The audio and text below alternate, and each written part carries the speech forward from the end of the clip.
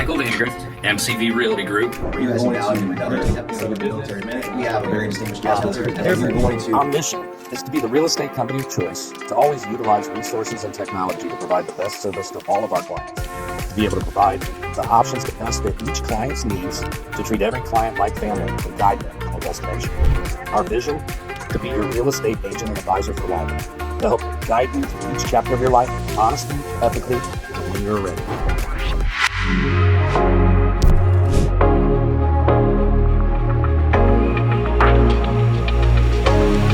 Hello.